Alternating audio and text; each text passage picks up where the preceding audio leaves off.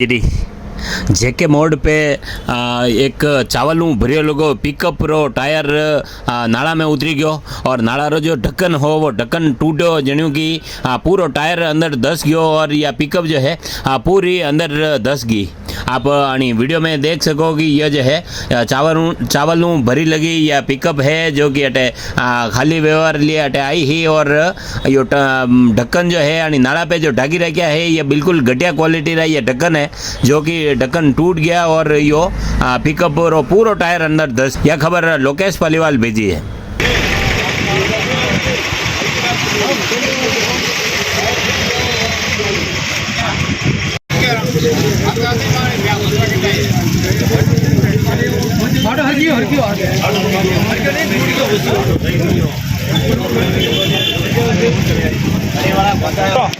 रोज मैंने कह रहे रोज इसलिए रोज मना पड़े थे आवे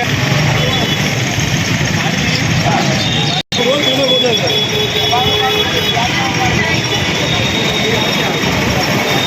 तुम मतलब नहीं करता